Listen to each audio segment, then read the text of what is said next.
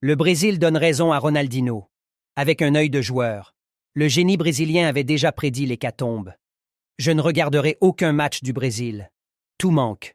La passion, la joie, bien joué. Donc je ne regarderai aucun match. Pourquoi suis-je si pessimiste?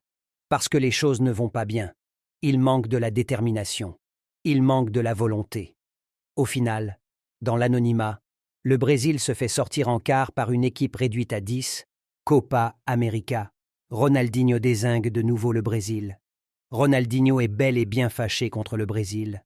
L'ancien joueur de la Seleção ne rate plus une seule occasion pour critiquer sa sélection. Hier déjà, le Ballon d'Or 2005 n'a pas épargné le Brésil, affirmant qu'il ne regarderait aucun match lors de la Copa América.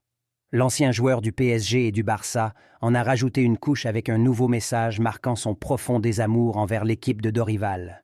C'est un moment triste pour ceux qui aiment le football brésilien. C'est difficile de trouver l'énergie pour regarder les matchs. C'est peut-être l'une des pires équipes de ces dernières années. Elle n'a pas de dirigeants respectables, juste des joueurs moyens pour la plupart. Il y a un manque d'amour pour le football. Maillot, un manque de détermination et le plus important, la performance du football a été l'une des pires choses que j'ai jamais vues.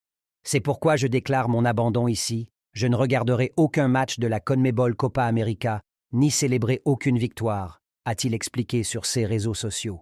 La Seleção fera ses débuts en Copa América le 24 juin prochain. Les Brésiliens affronteront le Costa Rica avant de jouer la Colombie et le Paraguay dans le groupe D. Face à ces critiques virulentes, certains supporters partagent l'amertume de Ronaldinho, pointant du doigt les décisions stratégiques et le manque de renouvellement au sein de l'équipe. D'autres, en revanche, espèrent voir la Seleção rebondir et montrer un regain de forme lors du tournoi. Seul le terrain pourra trancher ces débats et déterminer si la sélection brésilienne parviendra à déjouer les pronostics pessimistes.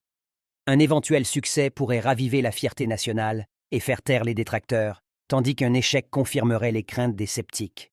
Le mystère demeure entier et les supporters se préparent à suivre chaque match avec la plus grande attention, impatients de voir si leur équipe saura répondre aux attentes. Dans ce climat de tension, les joueurs eux-mêmes savent qu'ils doivent redoubler d'efforts pour montrer qu'ils sont à la hauteur du maillot jaune et vert. L'entraîneur, conscient de la pression sur ses épaules, a promis de revoir certaines tactiques et de considérer les talents émergents pour insuffler une nouvelle dynamique.